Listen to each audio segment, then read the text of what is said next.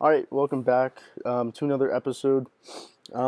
This is week 18, the final week, and as you probably already see, there's gonna be no video for this one. I just my camera was acting up and I couldn't figure it out. So we're just doing audio, but it's still the same thing anyways.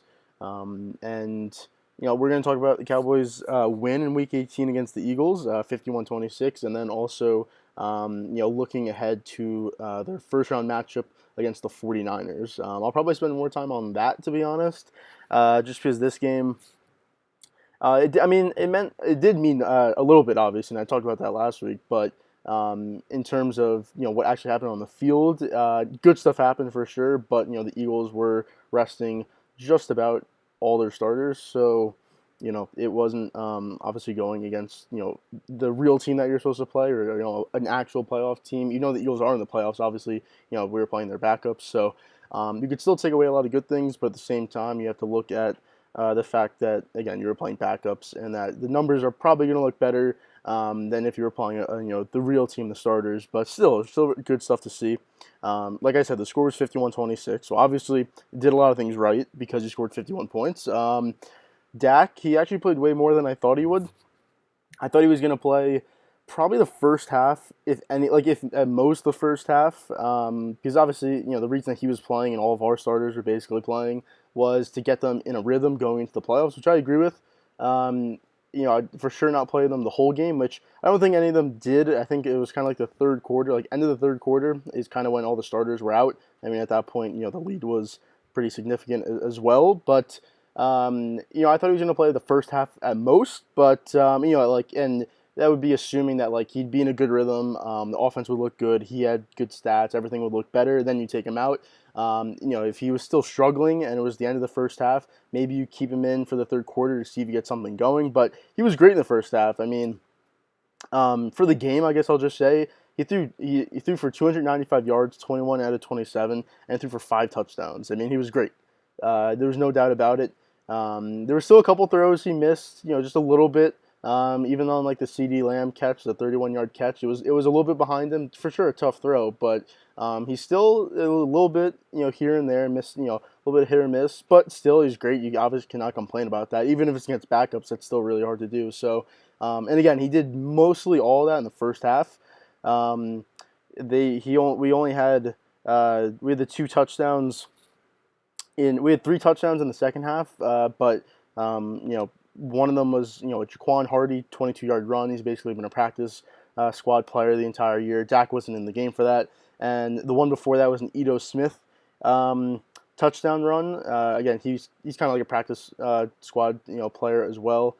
And Dak wasn't in on that drive. So the one out of the 3 touchdowns that we had in the second half, which came again like right at the end of the third quarter, was Dak, and then he was out after that. So he basically did all of his damage in the first half. So he had 4 touchdowns and then probably like 250 yards or somewhere around that. So obviously a really good performance, like I said. And again, you want him to be in a good rhythm. He clearly is now. I mean, you have to look at this game and see that and hope that he is in a good rhythm after obviously the Arizona game, and now going into the San Francisco game. You're going to play probably one of the better defenses that we've played this year. Up there, obviously the Bucs week 1, the Chiefs, they were there because that's when their defense started to get good again. So we ran into them. The Saints, even that one game, like that's still a really good defense, and they really did kind of limit us, honestly. If their offense wasn't so bad, that game's probably different. So we've played some good defenses, but this one you could probably argue could be the best one, at least at their potential could be. But for sure, it's their front four, really their front seven. But I'll get into that after I kind of touch on the game here. But yeah, so again, Dak played the first 3 quarters. Zeke played most of the game. He went 18 for 87 again against backups, but it was good to see him get over like 50 rushing yards. I think he'd gone like almost 2 months without going over 50 rushing yards. So he looked good running the ball, to be honest. Again, still a little bit slow here and there. That's just what happens. There was no Tony Pollard in this one. They rested him. No Diggs. No Jaron Curse. Micah Parsons was in COVID. So we were definitely missing some people. But Zeke looked good. Pollard. He obviously that's just rest for the playoffs, so he should be fine. And again, if we can get a rushing attack going, like the way that it should be, then that's what really opens up this offense because again, we're good. We're really good in the passing game, but it's like if we're not running the ball, then like the play action isn't there, the bootlegs aren't there, the reverses, the motions, just everything kind of feeds off the run game, and again going deep too, which is a thing that I've been talking about, these last couple of weeks or whatever, is that we just don't go deep a lot. And even still, I mean, even in this game, we had some big catches, a 37-yarder, 31-yarder, 27-yarder, but it's not like we're throwing deep all the time, which again, you don't have to do that as an offense, but it's with a quarterback who can do it and with receivers who can get open and get down the field, you'd like to see it probably a little bit more. But even still, if the running game can look like that, then again, you add Pollard in there as well. That's where we're going to need to attack San Francisco when we play them. But receiving wise, Cedric Wilson had an insane game, 5 catches, 119 yards, 2 touchdowns. Again, he's going to fill that spot of Gallup, which, like I talked about last week, it seemed like the offense was better when Gallup wasn't in there, and then, as soon as he came back from his injury, the offense got worse again. So, is it that? Is it just, whatever, just the rhythm of the offense in general just wasn't good? But for some reason, Wilson does make it better. And again, he's more of a slot guy, so it does make sense. Well, Lamb, even though he's better in the slot, he is more of a prototypical outside receiver. I think he's better in the slot, but Cedric Wilson is a better slot receiver to where the point where you'd rather have him in the slot, Lamb on the outside than the other way around. So that for sure opens the offense. And again, he's gonna be open. I mean, you have Cooper and Lamb. And then if the running game's going, you probably bring a guy up. So, like, he's going to be open at most times. Him and Schultz are probably going to have big games in the playoffs. So Schultz had 2 touchdowns on 3 catches in this game. Like, he only had 3 catches, 21 yards. He's usually around, like, 6 for 60 or something like that. But, yeah, him and Wilson are probably going to be the 2 key guys on this offense, in my opinion. Now, obviously, Cooper and Lamb, but, I would, like, if they put up a big performance, that's like expected. Even though they really haven't, the last couple of weeks, really like last couple of months, to be honest. But like if they put up a big performance, it's expected. But if Wilson or Schultz does that, and they're really impactful, especially Wilson, because obviously Schultz has been the starting tight end and has had really good performances. But if they're gonna be open, they got to be catching balls. They got to be making plays. And again, we saw it in this game. We saw a wrinkle of what the offense can look like. And another addition that we got was Blake Darwin. He was basically out the entire year. I think he played 1 game. He came back for this game.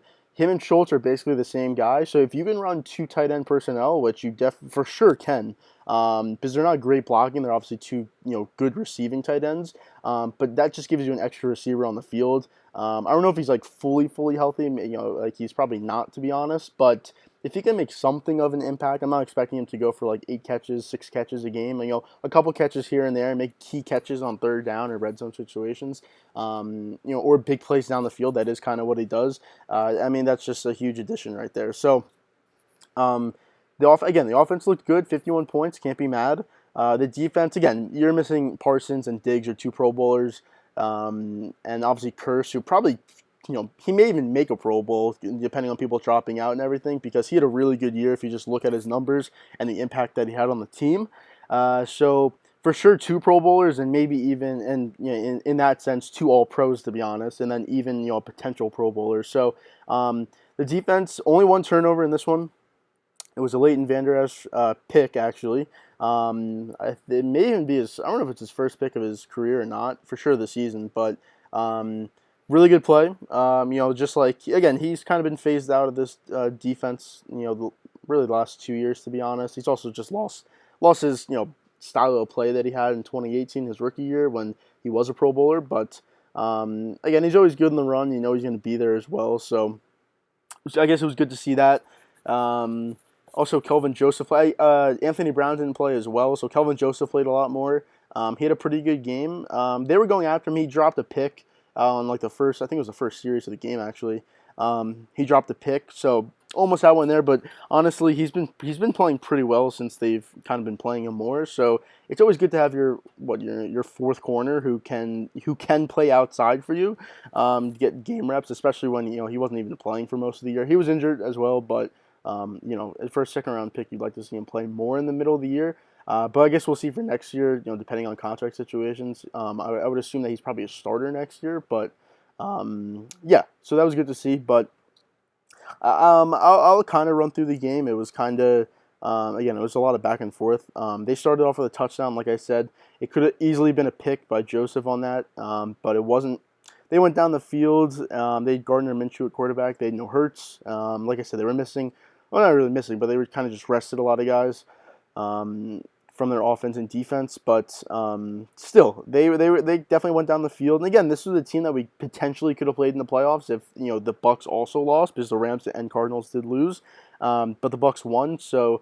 They're playing the Eagles, and again, their big thing is their run game. And even in this one, without Hurts and without most of their starters at running backs or guys who would even just run the ball, they still had 150 yards. So they clearly, even with backups, they can still do what they want to do, which is run the ball. And again, Hurts I think Hurts has like 800 yards this year, so just think about that production that you would have in the running game as well. So, and again, I think they were missing offensive linemen too. So it's just that's something that's, I guess, noteworthy. So I mean, obviously we're not playing them, but if they were to advance to the next round or something, then we would play the winner of that game. So it's and again, we know them, we've seen them before, obviously in the division as well. So I don't think they'd beat the Bucs, but if it were to happen, then the one thing that they're going to do and want to do is run the ball. So just something to look out for. But off that touchdown, we came right down, got a touchdown. Again, kind of just moving the ball down the field. This was Cedric Wilson had a 16-yard catch and run. CeeDee Lamb had a 14-yard catch. He only had 2 catches in this one, but the one big one was the 31-yard catch that he had. But again, just moving up and down the field, then we get a 14-yard touchdown to Cedric Wilson. Make them punt, go down, get a field goal. Even with a holding call in that drive, we still get a field goal.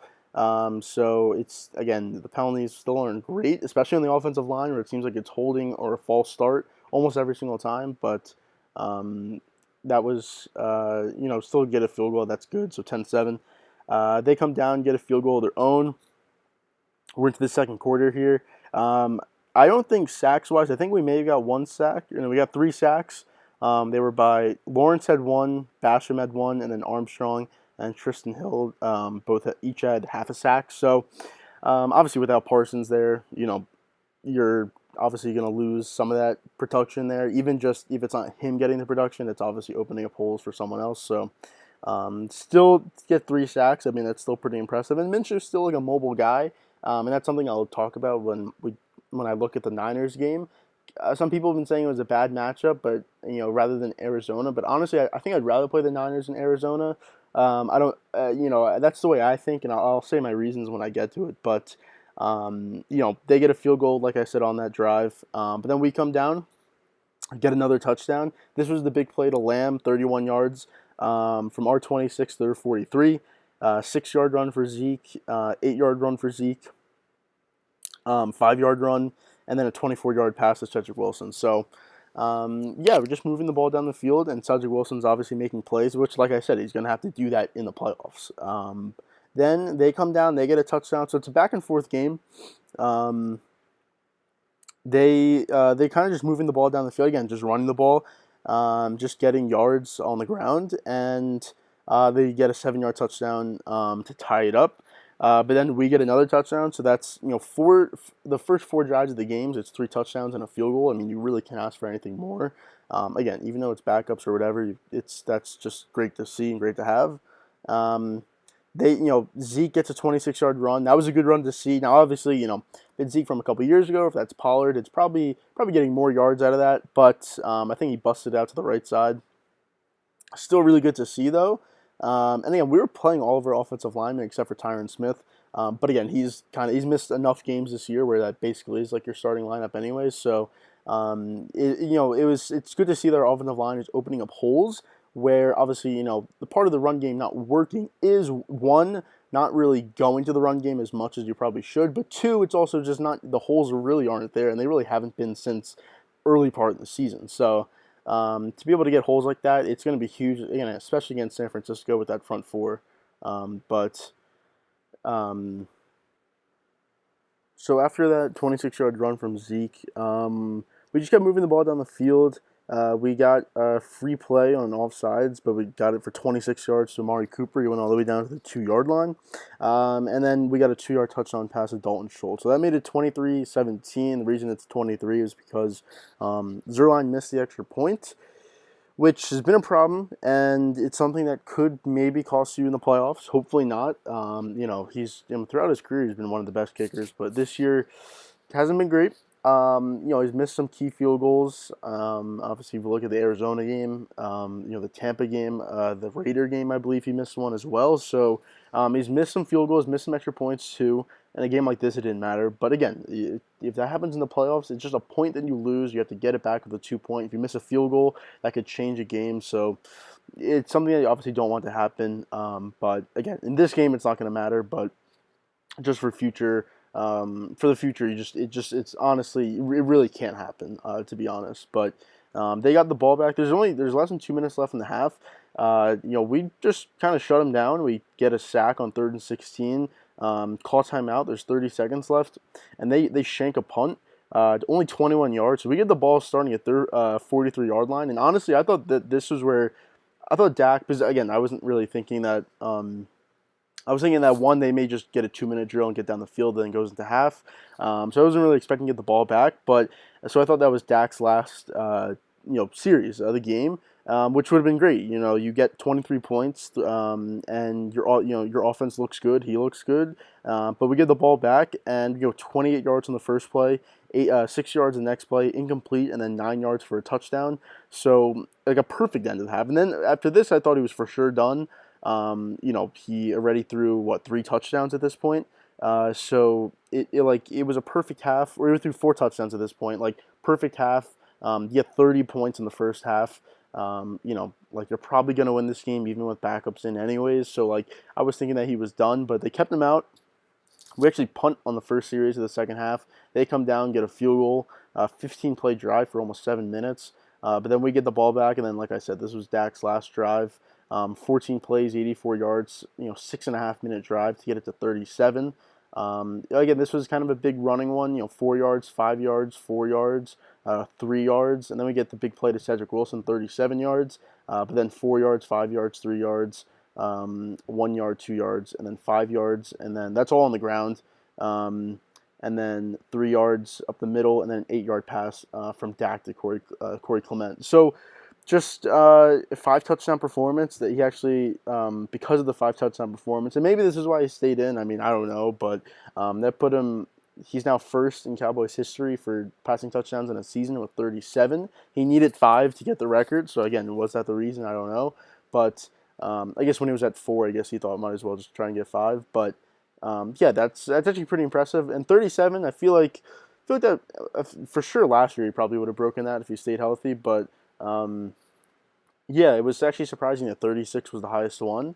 I guess, obviously passing has become way more relevant the last 10 years or so. And Romo was the record holder for that with 36. I don't know if that was 2014. I think it was 2007 or 2008. I think it was. I think even 2014 he was up there too. So, I was surprised that it was 36. I thought it'd maybe be 40, but I mean, again, 40 touchdowns in the season is hard. It's like you see Brady, Rodgers, Mahomes do it, and it seems easy, but it's for sure hard. But I would assume that Dak would most likely get to 40 in the season, over these next couple years. I would just assume that he would. But again, it's something that's not easy to do. But again, the rest of the game, now all the backups are in. They punt. We get a touchdown. Again, that was the 4-yard Ito Smith run.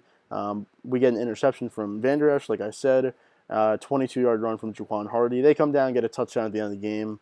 Obviously, that doesn't matter. And then that was the end of the game, 51-26. So, I mean, even though the offense has been struggling, we did put up 50-plus points in 2 of the last 3 games of the season. I mean, that's pretty impressive to do, both against division rivals as well. So, I guess you have to look at the positives there, obviously with the bad one in between in the Arizona game. But really my focus now is, everyone's focus is the playoff game. It's Sunday at 4:30 against the Niners. It looks like it's going to be Jimmy G starting. He played in their final game against the Rams, which helped, obviously, because they made a comeback in that game. They beat the Rams. The Seahawks beat the Cardinals, so we moved up to the 3 seed. And like I said, I'd rather play the Niners than the Cardinals because we struggle against mobile quarterbacks, and obviously that's exactly what Kyler is. And again, we played them when they were missing a lot of guys as well. So, but even just looking at the quarterback, one, Murray's a better quarterback than Garoppolo, but two, he's just mobile. So, you always have to have someone not spying, but you at least need to have the thought of it. You can't really send out all out pressure because he can escape it, and he has a big arm as well, but obviously he could use his legs. And then if you go against a guy like Garoppolo, who one is dealing with a thumb injury, so you don't know how that's going to affect him. A guy who kind of turns the ball over anyways and is accurate for sure, but can't really hit the big throws when you need him to. You don't know how that thumb's going to react and how it's going to play. Again, Parsons should be back for this one. You're going to have Diggs. You're going to have Curse. They were just sitting, rest. You rest for injury, rest for the playoffs. So they're going to be back. We're going to have a full defense. And again, Parsons, as I'm now recording, he hasn't been activated off the COVID list yet, but I can only assume he's going to in the next day. Hopefully he does. But I would assume he's going to play, like I said. And yeah, I just feel like, and again, they're a running team. They have, their running backs. All they're going to do is pound the ball on the ground. So we have to for sure worry about that. But I feel like we're pretty good against the run, to be honest. Lawrence plays it really well. Obviously you have Van Der Esch, you have Curse who can come from the secondary. Obviously you have Parsons as well. So I feel like we're pretty good against the run. But again, that's what they're going to do. They're just going to run the ball as much as they can. And when they finally think that they got you sucked in on the run, then they're going to go over the top with Deebo Samuel, who's someone we're going to have to worry about. Again, he can play multiple positions. He can play outside. He's I think he had 1,200 or 1,300 yards through the air this season, and then he had 9 rushing touchdowns. So he's what I wish Lamb was, and maybe Lamb can still be, but that's what Lamb should be, is a guy who's insane on the outside, but can also literally line him up at running back, and then you can play him like that. They also have George Kittle. Obviously, he's one of the better tight ends in the league. I mean, probably for sure top 2. Some people say 1. It's rather 1 or 2, him or Kelsey, but he's going to be a problem. I think Curse is probably going to play on him, throughout the game, which is going to be a big task. And again, he makes big plays up, down the middle in the field. Big red zone guy as well. He's also huge in the run game, which is why they're so good at running the ball, because they have they have arguably the best offensive tackle in football in Trent Williams on the left side. So that's going to be, that's usually where Gregory lines up. So he's going to have an insane game in this one if we really want a chance to get to Garoppolo and really apply pressure throughout the game in the times that they are throwing the ball, because again, you have Williams on the left side. You're going to line up Kittle on the other side because Williams doesn't need help, so he can always chip on Lawrence or even Parsons or anyone. So, and again, they have a good offensive line in general. So it's going to, when they're not running the ball and they are passing it, we need to have constant pressure on the quarterback, because again, he's not a mobile guy, which is why I kind of like playing the Niners, like I said, because he can stay in the pocket, and that's when our pass rush is at its best, is when we're facing a pocket passer. And again, this isn't Brady or Rodgers, where they know how to read a defense, they can easily manipulate you, and obviously they're just the 2 of the 3 best quarterbacks in the league right now. So you're going against Garoppolo, who's a middle of the pack quarterback. Sometimes he can be better, other times it's probably worse. And again, he's dealing with that thumb injury as well. So I feel like that plays into our hands there. So as long as we can keep pressure on the quarterback, and if we can, I'm not saying stop the run, because you're never going to stop a team like that who can run the ball like that. But if you can just limit them, make it tough for them to get those yards, and make it harder for them to put up 200-yard performances. It's they have to really try and churn out yards on the ground. It opens up our defense more, because then you could really send pressure. If you know that you can stop the run, if you were dropping a guy in the box, you could put him back out in the secondary. Even if you didn't have a guy in the box, then you just know that those, your front 7 can handle that, and even honestly your front 6 possibly, if you want an extra DB in the secondary. So that's really the key of the game, is stopping the run. And again, not fully stopping it, but at least limiting it, making it not as positive and as beneficial to their offense as it's been throughout the season. So that's going to be big. And then again, getting pressure on the quarterback. I think that's honestly, I guess the run's the first one. I would say that's the second biggest thing, is the pressure on the quarterback. If we can make his day just really tough, and he's always getting hit, even if it's not sacks, but it's QB hits, it's pressures, it's hurries, it's everything like that. I honestly think that he plays right into our hands, because he's going to make a mistake. He's going to throw a pick. He's going to have a fumble. Something's going to happen on that side. So I'm not worried about that. But again, if they're running the ball, then it's way less likelihood of that happening because they'll just keep running the ball the entire game. And if they're doing well with that, it's going to be tough because our offense would have to match with them, and at that point, it's going to be tough because it just if you can't stop that run, then their drives are like 7-minute drives, 8-minute drives. It's killing your defense. So if your offense does go 3-and-out, like 2 possessions in a row, your defense is dead tired. That's what we saw against Arizona. So that's going to be the biggest key to this game is that. And then on the offensive side, again, they have Nick Bosa, who I don't exactly know how many sacks he had. I know it was over 15. I want to say it was 16 or 17 on the season. So you have him, you have Eric Armstead on their defensive line, you have a couple other guys, you have Fred Warner and their linebacker group. So their front seven is the best part of their defense. Their secondary is for sure weaker, and we can attack that, which hopefully we can with Lamb, Cooper, and then now Wilson even, and then Schultz obviously too. But again, the big thing for our team is the run game. Just something. It doesn't have to be 200 yards, even 150 yards, but as long as it's positive yards and it it's going well for our offense and just like killing their defense and confidence momentum wise, then that's really the biggest part of it. We just can't be having like 1 yard run, 2 yard run, -1, no gain, 1 yard. We can't be doing that. We just need like at least 4 yards every rush. That's perfect. I think Dak's gonna have to have a big game with his legs. Not saying that like we'll call plays for him, but I think he's going to need to scramble like the Arizona game. He's going to need to scramble and he's going to need to pick up first downs. Even just getting 4 yards with your legs is better than trying to escape the pocket and try and complete a pass. If it's a guaranteed 4 or 5 yards, I would 1,000% take that over the risk of possibly throwing it down the field where it could be an incomplete pass or it could be intercepted. So I think he's going to have a big day with his legs, and then again, just the offense. Again, you put up 50 points the last 3 weeks.